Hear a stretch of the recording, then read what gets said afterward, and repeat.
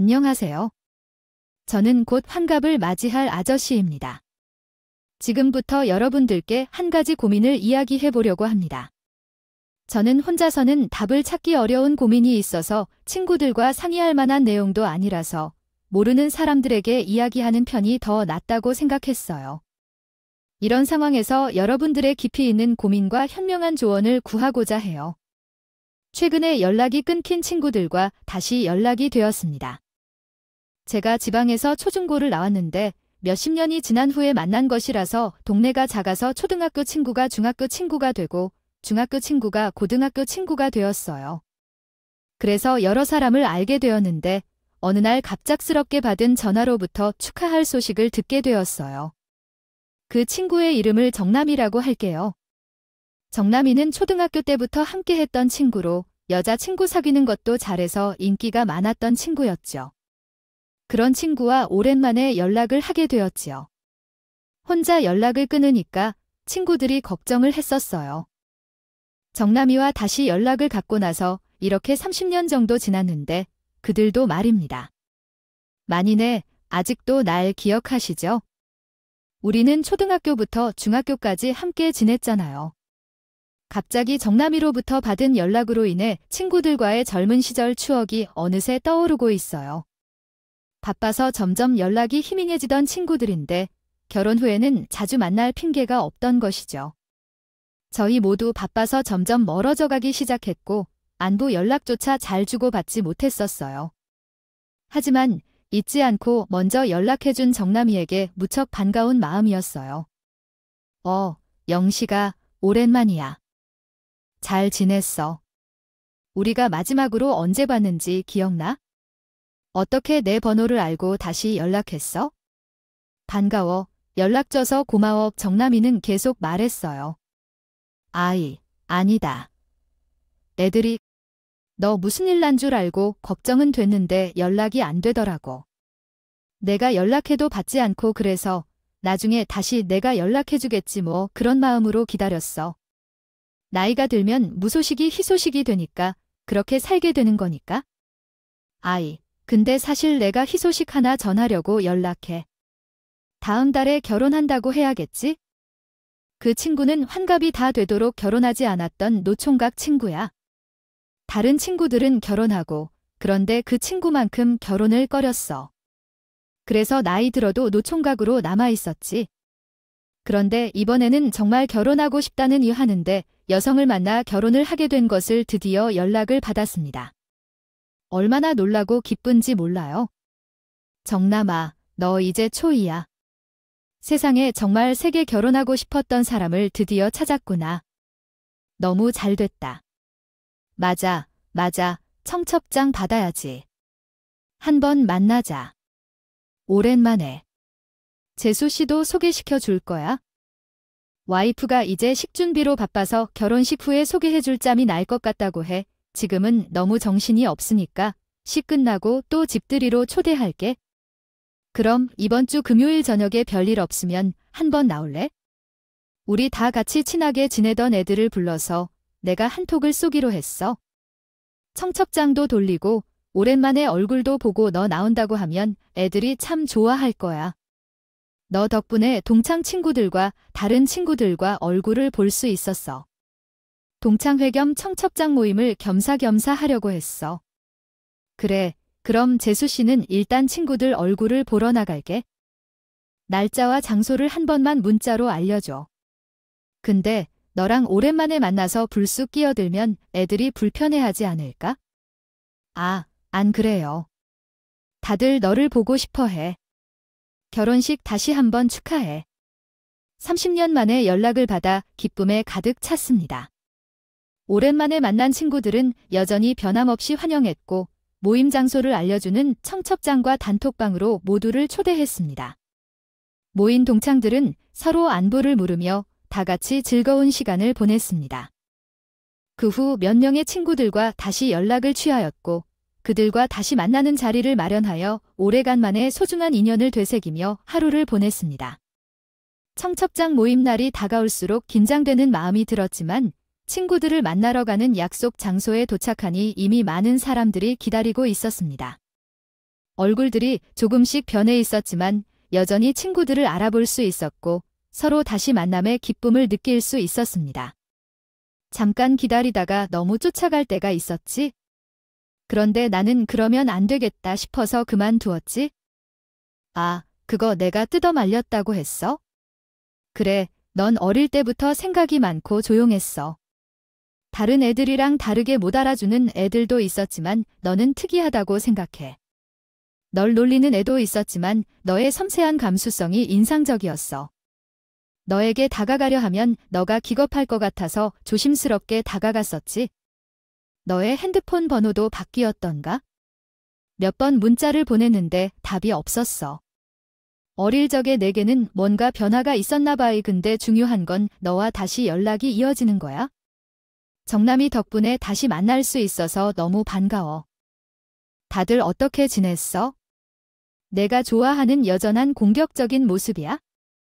정남이가 늦게 도착했나 봐. 그래도 정남이는 내 연락처를 알고 연락을 했어. 너는 아무 일 없었던 듯이 받았단다. 전화번호가 바뀌어도 카톡 메시지는 뜨는구나.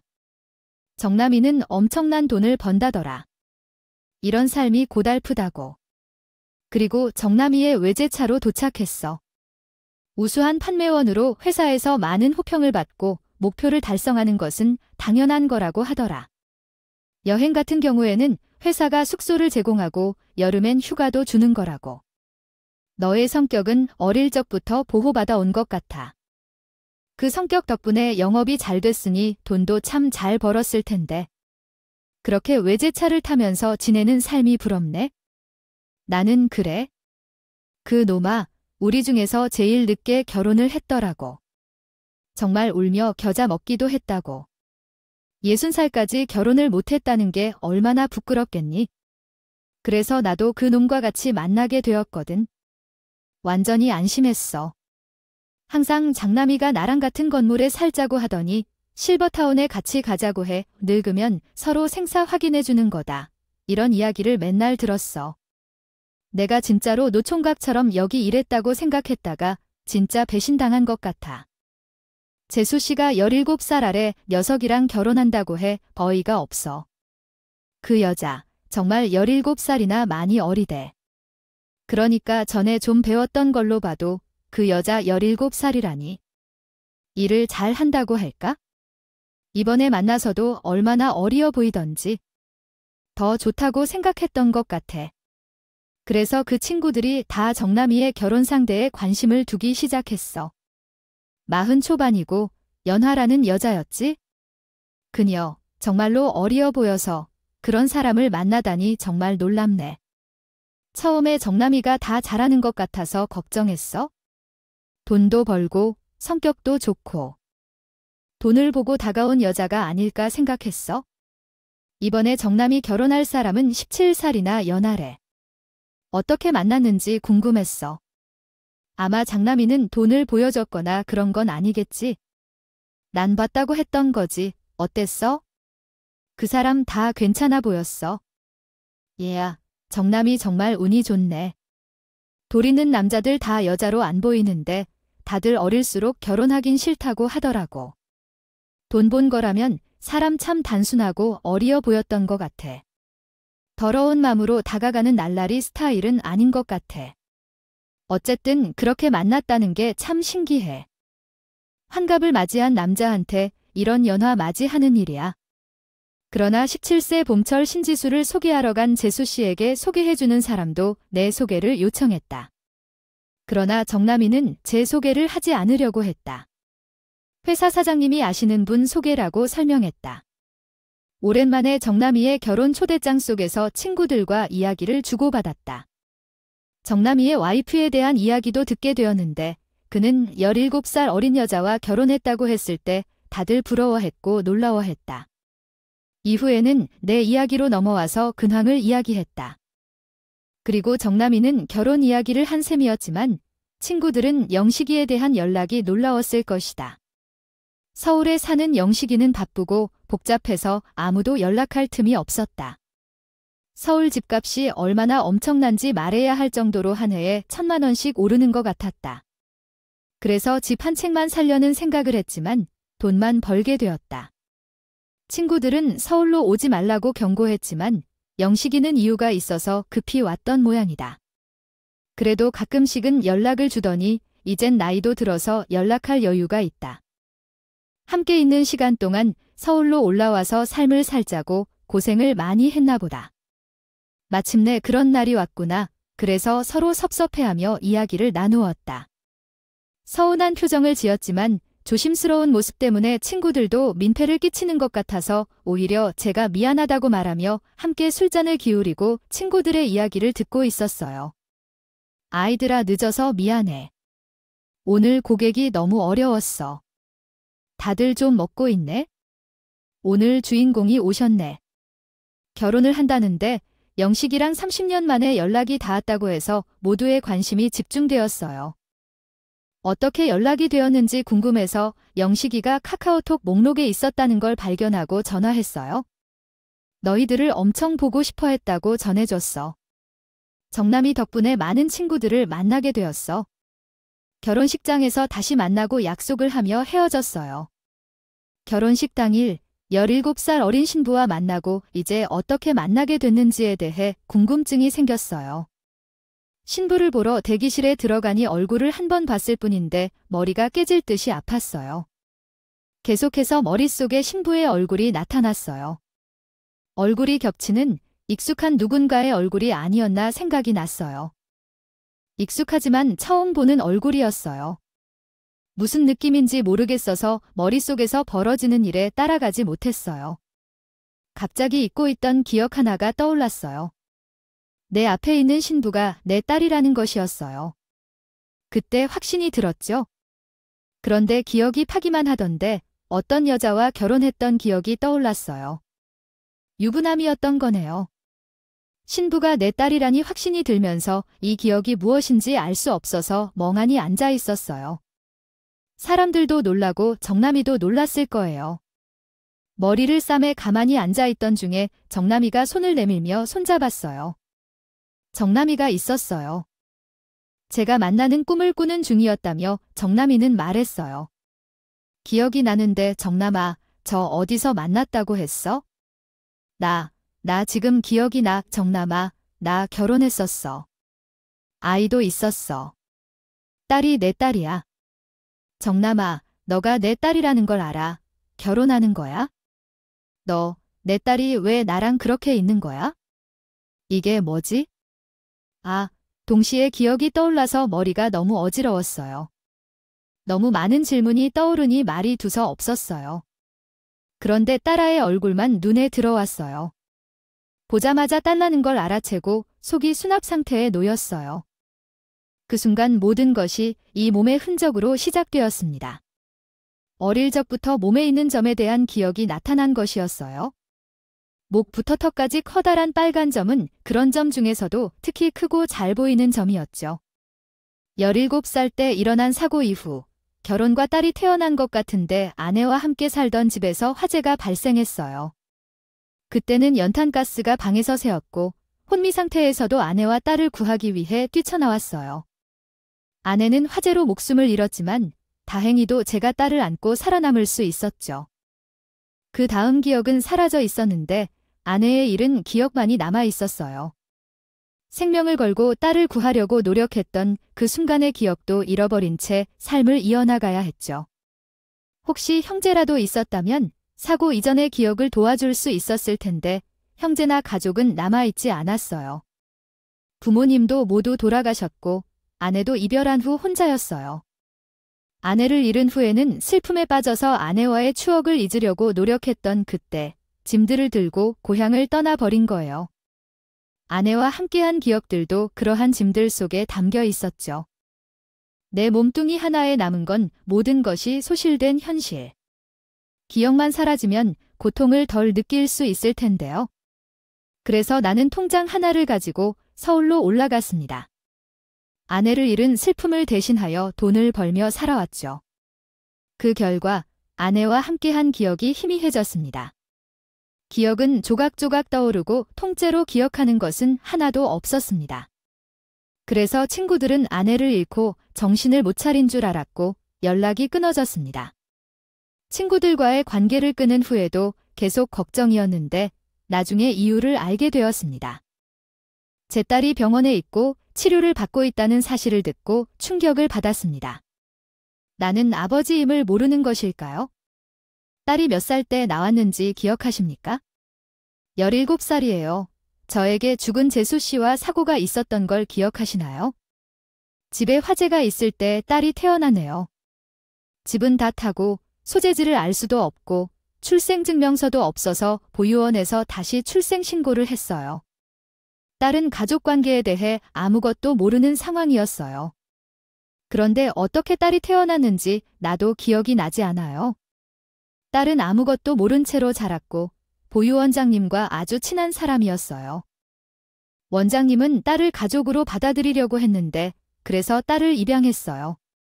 하지만 어느 날 아버지인 척을 하는 사람과 함께 병원에 실려갔는데 그 사람은 순식간에 사라져 버렸어요. 이후 보호자도 잠적해서 병원비도 미뤄지고 딸은 보육원에서 자라게 되었어요. 이런 상황 때문에 저는 딸을 제대로 찾지 못할 것이라 생각했어요. 그러니 시스템이나 기록도 없는 시대였기에 딸을 찾을 수 없었던 거죠. 그래서 딸은 보육원에서 자라게 되었고 화재 사고로 정민이가 세상을 떠나는 기억만이 남아있어요. 아버지가 나의 어머니를 걸고 맹세해 나를 키워주었는데 고맙다는 말이 손톱 나오지를 않았어요. 나는 왜 내 딸이라는 것을 어떻게 알았는지 그것이 가장 궁금했습니다. 나의 딸이 제 또래들과 여자도 하고 있었다는 것을 들었지만 그런데 왜 너와 결혼을 선택했냐고 묻고 싶었습니다. 나는 너무 당황스러웠어요. 딸이라는 것을 알게 된 지 얼마 안 됐고 결혼식을 2달 뒤로 잡아놓고 알게 되었습니다. 내가 느끼지 못했다고 할 때는 아빠랑 있을 때, 때로는 오빠랑 있을 때도 마음 편안하고 안정감 있었다고 느꼈어. 단지 연애하던 다른 남자들과 결혼하는 상상을 하면 불편하고 마음이 끌리지 않았어. 자식을 낳아 키우는 것에 대해 생각하면 결혼이 나를 충족시키지 못한다고 느꼈어. 하지만 그 사람과 결혼 생각을 하니 자연스러웠어. 그러다가 내 딸이 태어난 후에 그녀의 출생에 대해 궁금해하거나 부모들에 대해 알고 싶어 하지 않았어. 한참 후에라도 그녀가 직접 물어본다면 상관없을 거라고 생각했어. 그때까지 내 출생이나 예전 일들에 대해 궁금해하지 않았고 생물 부모에 대한 호기심도 그리움도 없었어. 그런데 결혼을 앞둔 시기에 이제야 궁금해지더라. 어쩌면 내가 부모가 될 수도 있다고 생각하니 그야말로 궁금증이 생겼던 거야. 그래서 그녀가 나를 더 알고 싶다고 했을 때 뒤쪽으로 살을 풀렸어. 내 업무는 주로 합법적인 방식으로 조사를 도와주는 거였지만 우리는 너에게 대해서 조사를 해주세요라고 가서 알게 됐어. 결혼식일이 다가올 때쯤에 알게 된 거야.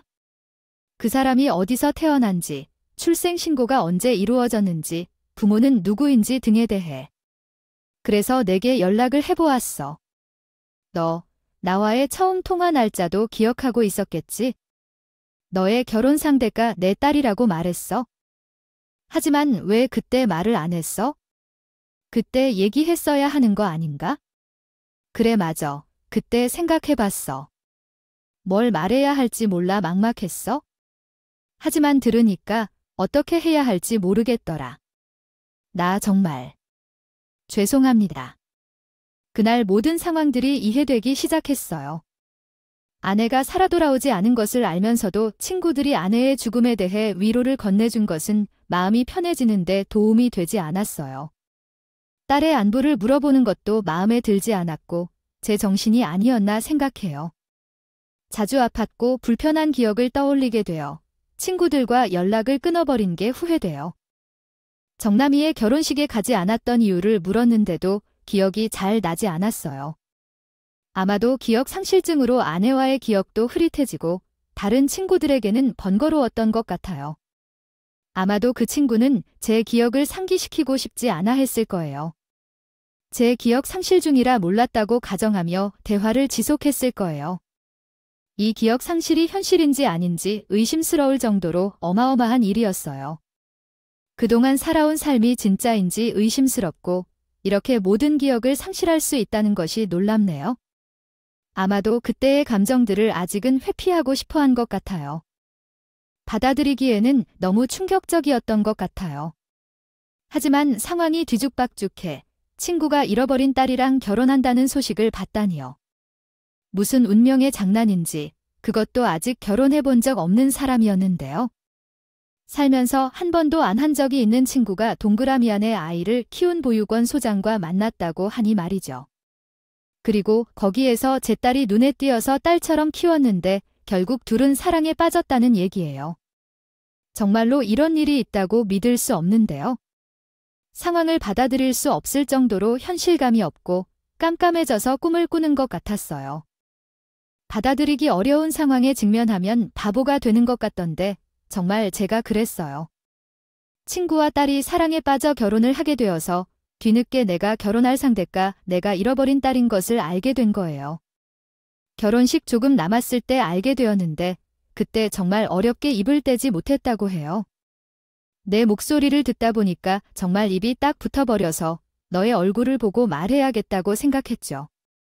그래서 결혼식 날에 꼭 말해주기로 다짐했어요.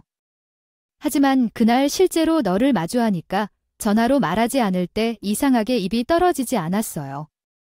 잃어버린 딸을 갖고 있는 아빠인 나 싶지도 않았던 너의 모습을 보니 이대로 둬두는 게 좋을까 싶었어요. 바로 문 밖에서 다시 이야기를 꺼내버리면 너가 다시 상처받을까 봐 겁이 나서요. 아무튼 어떻게 해야 할지 결정을 내리지 못하겠어요. 미안해 정남아는 그날의 전화로 내게 이야기하려고 했는데 막상 전화하니 이런 이야기는 얼굴을 보고 해야 할 것 같아라는 생각에 일단 미루었다 하지만 30년 만에 실제로 제 얼굴을 마주하니까 망설일 수밖에 없었어. 30년 전 연락을 끊기 전에는 제가 무척 창백하고 그늘에 가려진 모습이었겠지만 오랜만에 만난 나는 무척 밝고 활기차 보였으니까요. 아무리 그래도 그런지 전화로 안 해주지 않았던 내 결혼 당일에 나를 깜순 붙잡고 있던 거에 원망스럽다게 솔직한 감정이었어. 정남아, 아무리 그래도 그런지 너희들 결혼하는 그날에 나한테 이렇게 알릴 생각이었니? 아니, 내가 혹시 기억 못하고 그냥 넘어갈 수도 있었으면 그때 나한테 말해줬겠니? 내가 당연히 반대하지 않을 거라고 생각하지 않았어? 아니, 너도 알고 있던 거지? 그러니까 지금까지 아무도 몰랐던 거면서. 너만 입 다물고 있으면 영원히 아무도 몰랐을 수 있는 사실이었던 거잖아. 나는 내 딸 얼굴을 마주친 후 알아볼지 못 알아볼지 테스트하려던 게 정말 아니게? 얘야, 내가 얼마나 배신감 드는지 알았는데 정말 영원히 숨길 생각 없었어. 너도 걱정되고 아빠 친구인 게 밝혀지면 내 딸도 충격받을까 우려돼서 너도 걱정되고 딸도 걱정되어서 쉽게 말 못했던 거야. 진짜 믿어줘. 나는 가끔 내 딸한테 장난으로 그런 얘기를 했었어. 내가 사고를 치면 너는 아버지와 딸 사이가 될 수도 있었어. 하지만 그게 정말 사실이 될지 몰랐어. 나는 너를 정말로 사랑해. 나의 딸 성인이 된 이유를 한 번도 이성적으로 바라본 적이 없어. 진심이야. 정말 딸처럼 키우고 자식으로 생각했어? 이렇게 연애 감정 싹 둔 뒤 결혼까지 생각한 건 정말 얼마 안 됐어. 우리 딸이랑 남녀로서 감정 싹 둔 것도 얼마 안 됐어. 해람이 30 넘겨 마음을 바라볼 때부터야 결혼할 생각 없냐고 물었어. 너도 좋은 사람을 만나서 가정을 이뤄 행복하지 않겠냐고. 삼촌처럼 조카에게 덕담을 하는 듯이 몇 번 툭툭 던졌어. 그러나 너가 먼저 나에게 이야기를 꺼냈어. 마을 사람들은 어째서 이런 말을 하냐고 결혼 생각이 식는다며 자신은 서둘러 결혼할 생각이 없다고 했어. 괜히 그러다 형편없는 사람을 만나면 인생이 골로 간다고 해서 그런 말을 했어. 하지만 너와는 괜찮다고 했지? 그때 갑자기 그랬어. 그래서 너는 옳았다고 했지? 만나보자고 했어? 그럴 리가 없다고 했어? 나도 양심이 있으니까 너와 나가면 삼촌과 조카로 보일 텐데 누가 우리를 연인으로 보겠어. 동갑 중에서도 성숙한 사람이 있을 테니 그런 사람을 만나라고 했어. 그것도 거절했지? 아, 영식아. 믿어줘.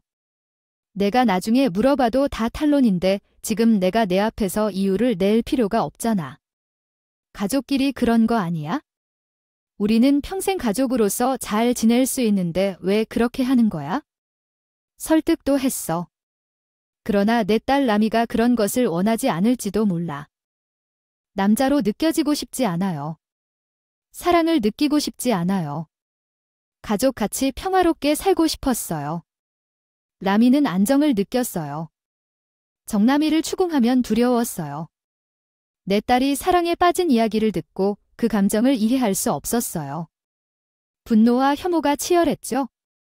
스스로에게 실망했어요. 나에게 자비심을 베풀 수 없었어요.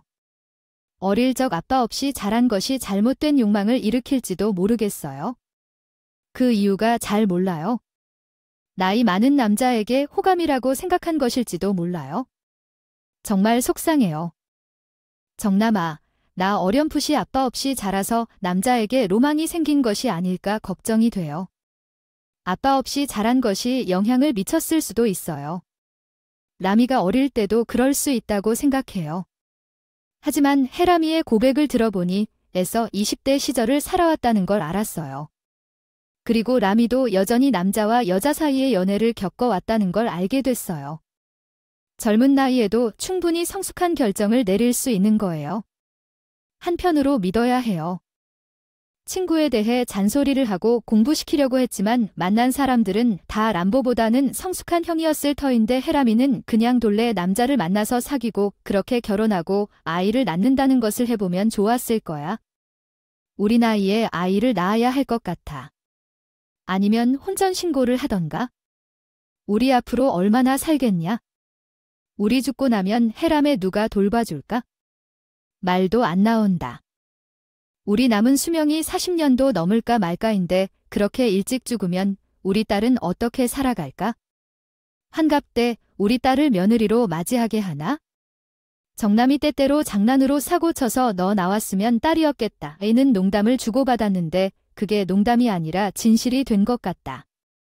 게다가 나와 정남이는 친구인데 만약 정남이가 내 딸과 결혼하면 우리 사이가 장인사위 관계가 되는데 참으로 죄송하다. 사실 너와 장인사위 관계가 될 줄은 몰랐고 이미 혼전 친구를 맺은 바 있다니? 정말 미치겠다. 람보는 내가 아빠로서 어떻게 다행인지 불행인지도 몰라 하지만 이 사람의 출생을 조사해주던 사람이 나에게 먼저 연락했어. 아버지가 누군지 알아냈다고 하는데 내가 초중고 모두 같이 다녔던 그 동창 때문에 아시나요? 그래서 나는 연락을 받았어. 그래서 나도 충격을 받았고 조사관태에게 연락을 받아야 했어요. 하지만 말하지 못했고 아직 연락이 없다고만 말해놨어. 조사관태는 비밀로 해달라고 했어?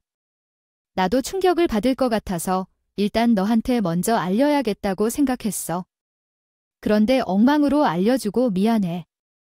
더는 할 말이 없어. 속일 생각은 없었어.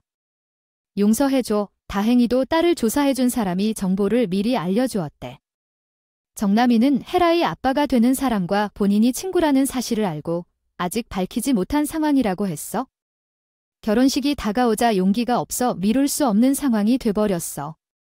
누구에게도 사실을 알리지 못했다며 무릎을 꿇고 사과를 시작했어. 어떻게 해야 할지 모르겠어? 용서를 받는다면 결혼을 축하해야 하는 건지 모든 사실을 알리고 결혼을 말려야 하는 건지 모르겠어? 아빠로서 자격이 있는지도 모르겠어? 딸을 잃었다는 사실도 잊고 살아가면서 아빠로 나타나 혼란을 주는 게 맞는 건지? 왜냐하면 아빠로 나타나면 딸에게 혼란을 줄 수도 있을 것 같아서. 생각이 전혀 정리가 안 되고 결정을 내리기 어려운 상황이야. 밖에서는 신랑을 찾고 있어.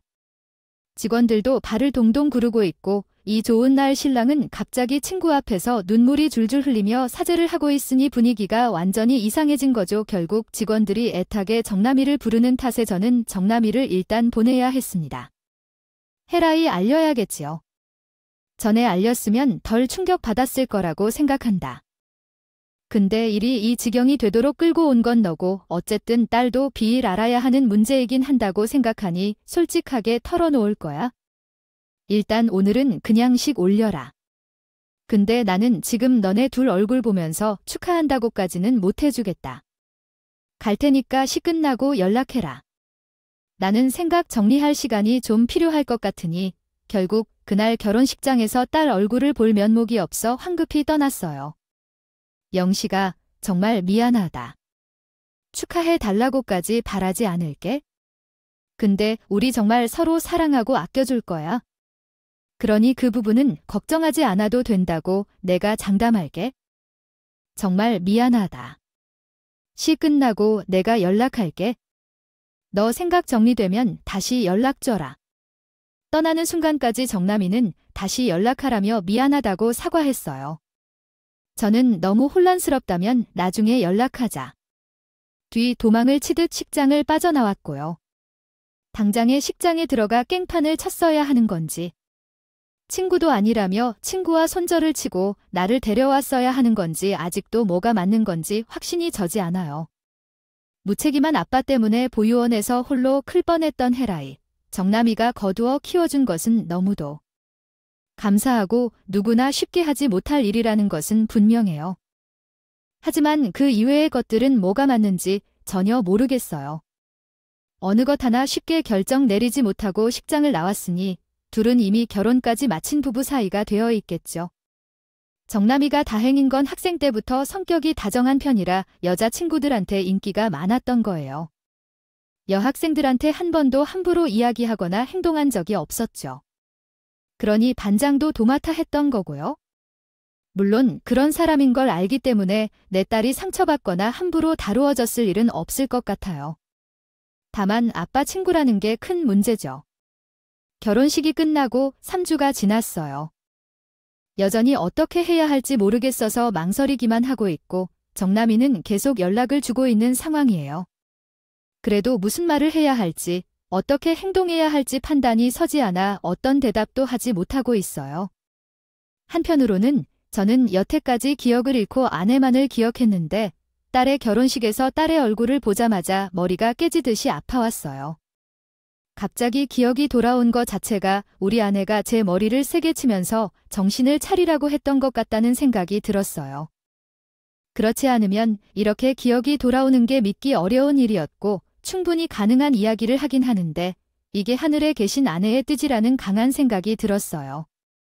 그래서 아내의 뜻을 따르고 사려 깊은 선택을 하도록 결정할 거예요.